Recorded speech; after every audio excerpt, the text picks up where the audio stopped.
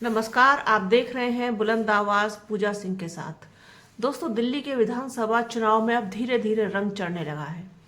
केजरीवाल की सरकार एक बार फिर से पूरी कोशिश कर रही है, पूरा जोर लगा रही है वापसी करने के लिए। उधर भारतीय जनता पार्टी बुरी तरीके से बेचैन और बेताब है कि किसी तरीके से इस बार दिल्ली की गद्दी उसको मिल जाए, दिल्ली में वो अपनी सरकार बना सके। उधर कांग्रेस में भी बेहद छटपटाहट है कि वो फिर से एक बार वापसी करे, कम बैक करे। उधर बसपा भी जी जान लगा रही है कि दिल्ली में उसका वोट परसेंटेज बढ़े, उसकी सीट्स बढ़े और बेहतर करे। इसके लिए बसपा के कोऑर्डिनेटर आकाश आनंद पूरा जोर लगा रहे हैं, पूरी कोशिश कर रहे हैं। उन्होंने जिस तरीके से केजरीवाल सरकार पर निशाना साधा, जो उन्होंने पहले चुनावी जनसभा की थी उसमें भी, और जो अभी हाल में ही की है उन्होंने किराड़ी जो विधानसभा है वहाँ पर की है जनसभा, तो उसमें उन्होंने जमकर निशाना साधा केजरीवाल सरकार पर। ऐसे मतलब कहना चाहिए कि कच्चे चिट्ठे खोले हैं और पोल खोली है पूरी केजरीवाल सरकार की। समझ लीजिए उनके भाषणों ने, उनकी उस दिन की स्पीच ने बुरी तरीके से शायद हिला दिया होगा केजरीवाल सरकार को, साथ ही साथ भारतीय जनता पार्टी को भी और कांग्रेस को भी सोचने पर मजबूर कर दिया होगा कि मतलब इतना आसान नहीं है जितना आसान लोग समझ रहे हैं।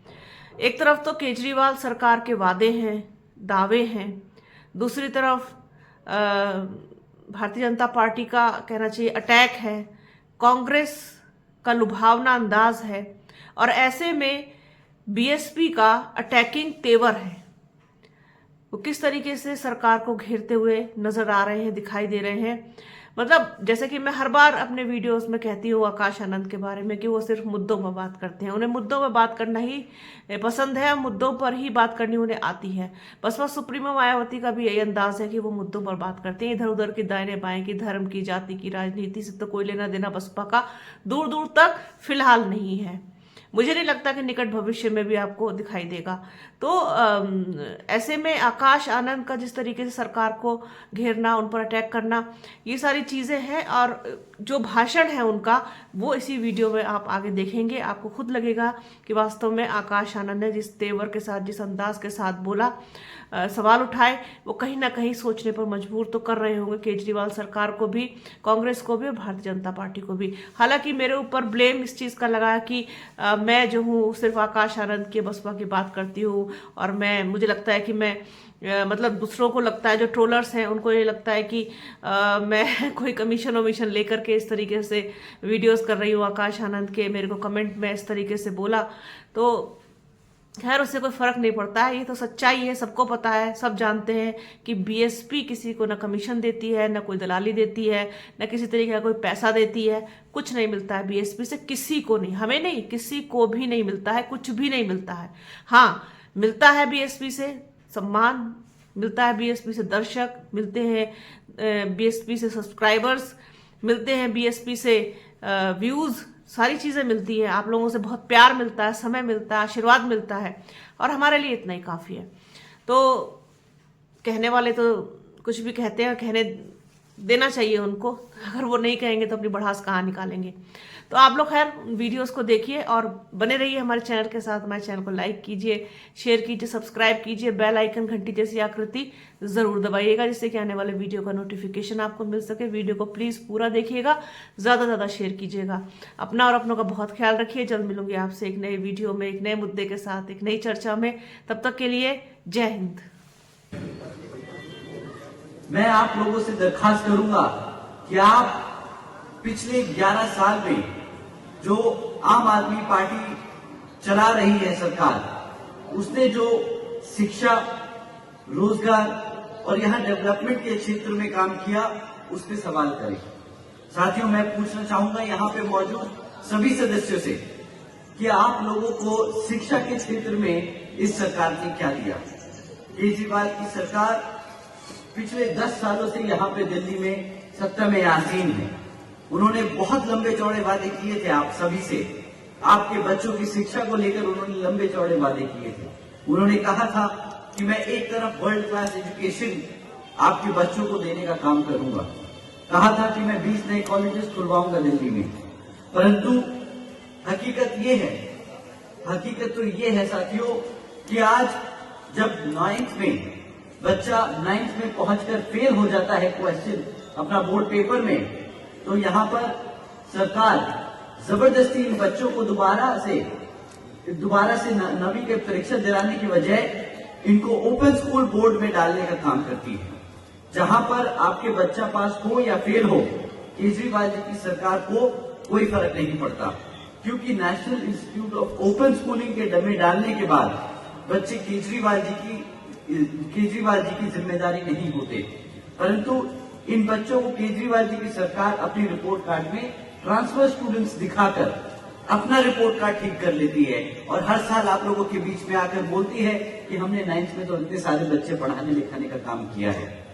हकीकत तो ये है साथियों कि अगर 40% से ज्यादा बच्चे जो 9th में फेल हो जाते हैं और एक बार जब फेल हो जाते हैं तो उनको आगे बढ़ने की जो क्षमता है, जो एवेन्यूज हैं, जो मिलने का जो जरिए हैं आगे बढ़ने के शिक्षा के क्षेत्र में, वो खत्म हो जाते हैं।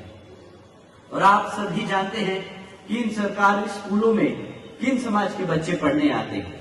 आप जानते हैं कि हमारे पिछड़े समाज, SC समाज के बच्चे ही यहाँ सरकारी स्कूलों में पढ़ते हैं। जब यहाँ पे शिक्षा का ध्यान नहीं दिया जाएगा, एक तरीके से हमारे समाज को रोकने का काम किया जाएगा, हमारे बच्चों को अनपढ़ रखने का काम किया जा रहा है। यही केजरीवाल जी की सोच है साथियों, इनकी सोची समझी साजिश है हमारे समाज के बच्चों को आगे बढ़ने से रोकने की, क्योंकि अगर हमारे बच्चे पढ़ लिख जाएंगे तो अपने समाज के हकों के लिए लड़ना जान जाएंगे। पर साथियों ये चाहते नहीं कि हमारे बच्चे अपने समाज के लिए लड़ने का काम करें, क्योंकि अगर वो लड़ेंगे तो वो जान जाएंगे, समझ जाएंगे कि इनकी किस तरह नीतियां हमारे समाज को, हमारे SC ST OBC समाज को पिछड़ा रखने की साजिश कर रही है। साथियों इनका ये कोई अकेला झूठ नहीं कि जो ये कह रहे थे कि एजुकेशन को वर्ल्ड क्लास एजुकेशन सिस्टम बनाएंगे दिल्ली में। इनका दूसरा झूठ कि हम दिल्ली के युवाओं को रोजगार देंगे। केजरीवाल जी ने 2014 में वादा किया था और फिर कि 8 लाख रोजगार देंगे, और फिर 2022 में फिर से वादा किया कि वो 20 लाख से ज्यादा नौकरियां देने का काम करेंगे हमारे युवाओं को। और केजरीवाल जी का सच क्या है?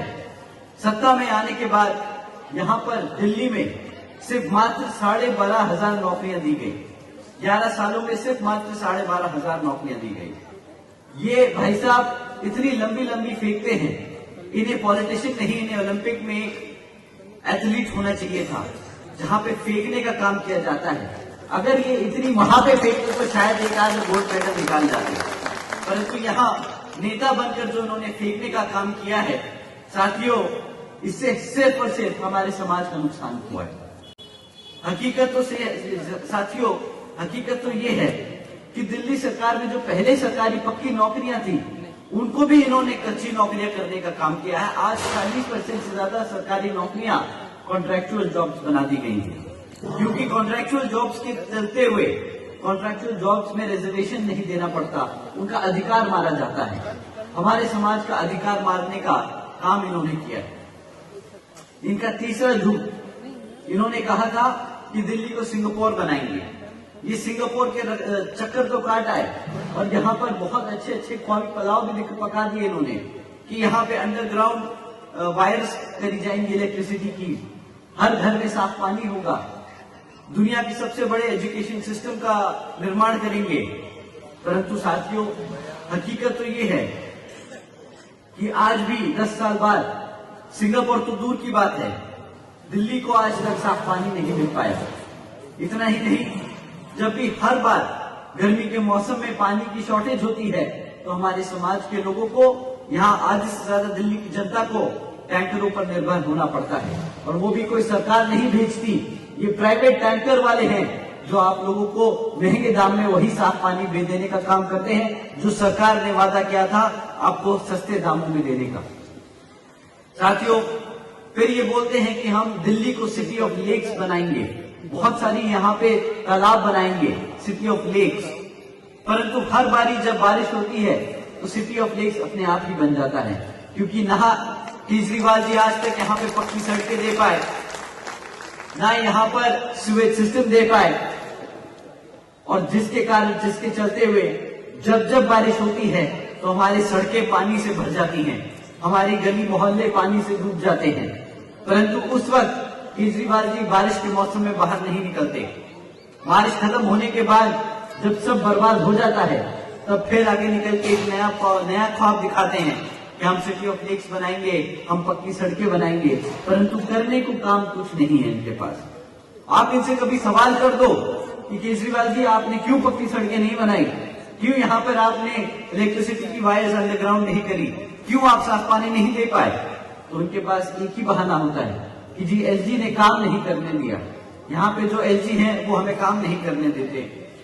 जिम्मेदारी से पल्ला झाड़ना कोई इनसे सीखे साथियों। हर बात पे इनके पास कोई ना कोई जवाब रहता है। हर बात के लिए ये या तो कांग्रेस को कोसेंगे, या तो बीजेपी को कोसेंगे, नहीं तो एलजी को कोसेंगे।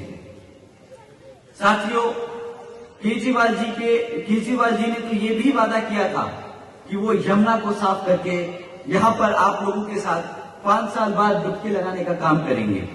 ना तो यमुना साफ हो पाई और ना केजरीवाल जी कभी वहां पे डुबके लगाने जाएंगे, परंतु ये एक वादा जरूर करते आए। इन्हें बहुत अच्छा लगता है, अपने गर्व से बताते हैं कि भाई मैं तो केजरीवाल हूं, मैं तो IRS से रिटायर्ड ऑफिसर हूं, मैं एक चार्टर्ड अकाउंटेंट हूं, मुझे हिसाब किताब तो आता है, मैं दिल्ली को कभी भी घाटे में नहीं आने दूंगा, मैं दिल्ली की अर्थव्यवस्था को अच्छे से मैनेज करके रखूंगा, यहाँ पे मुफ्त बिजली दूंगा, मुफ्त पानी दूंगा, और उसको जस्टिफाई किया अपनी डिग्रियों से। परंतु आज केजरीवाल जी की हकीकत ये है कि 31 साल बाद, 31 सालों में पहली बार दिल्ली घाटे में जा रही है। और जब आप इनसे सवाल करेंगे कि दिल्ली घाटे में क्यों है, तो इनके पास फिर से कोई जवाब नहीं होगा। फिर से ये बोलेंगे कि एलजी ने हमें ये नहीं करने दिया, वो नहीं करने दिया, इस कारण हम रेवेन्यू नहीं जनरेट कर पाए। परंतु साथियों, ये आप सब जानते हैं कि जिम्मेदारी से पल्ला झाड़ने का काम वही लोग करते हैं जिनकी नियत नहीं होती काम करने की, जो काम करना नहीं चाहते। और साथियों, उन्होंने क्या वादा किया था? बच्चों को पढ़ाई लिखाई देंगे, युवाओं को रोजगार देंगे, यहाँ पे साफ पानी देंगे, पक्की सड़कें देंगे। आज एक भी काम पूरा नहीं किया। इन्होंने दिए तो सिर्फ बहाने पिछले 11 सालों में हमारी जनता को। साथियों, इन्होंने सिर्फ एक वादा पूरा किया, कहा कि मैं 200 यूनिट बिजली दूंगा, और वो 200 यूनिट बिजली दी मुफ्त में। परंतु आप जानते हैं उसकी कीमत आप लोगों ने क्या चुकाई? वो सिर्फ मात्र 200 यूनिट बिजली की कीमत 600 रुपए होती है। और मैं यहाँ जानता हूँ कि सब हमारे बहुजन समाज, SC समाज, ST समाज, OBC समाज के सभी लोग इतने तो सक्षम हैं कि वो 600 रुपए की भीख नहीं मांगेंगे, अपने हकों के लिए लड़ना जरूर जानते हैं। परंतु दिल्ली ने धोखा खाया है, दिल्ली ने धोखा खाया। ये 200 यूनिट फ्री बिजली के नाते उनके की कीमत चुकाई उन्होंने ये 200 यूनिट की बिजली की कीमत चुकाई ना शिक्षा लेने पे। अच्छी शिक्षा ना मिलने की कीमत है ये 200 यूनिट बिजली, ना साफ पानी मिलने की कीमत है ये 200 यूनिट बिजली, ना साफ हवा मिलने की कीमत हम चुका रहे हैं ये 200 यूनिट की बिजली। साथियों, ना साफ यमुना मिली हमें, ये है कीमत हमारी 200 यूनिट बिजली। साथियों, इतना ही नहीं बल्कि इनकी सरकार के चलते हुए हमारे SC या OBC समाज को कोई ढंग का नेता भी नहीं मिल पाया जो हमारे हकों के लिए, हमारे अधिकारों के लिए वहां पे उनसे लड़ सके। साथियों, ये सिर्फ हमें इन्होंने सिर्फ एक ही चीज दी है, वो दी है करप्ट गवर्नमेंट।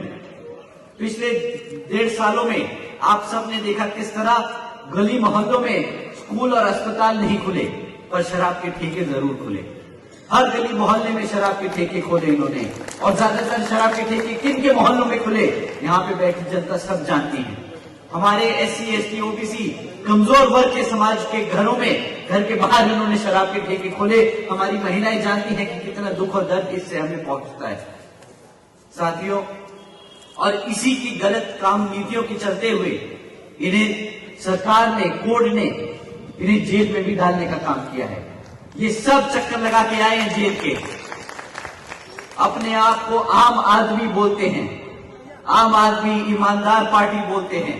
अगर इतने ही ईमानदार थे तो भैया जेल क्यों गए, इस्तीफा क्यों दिया, इस्तीफा क्यों दिया मुख्यमंत्री के पद से?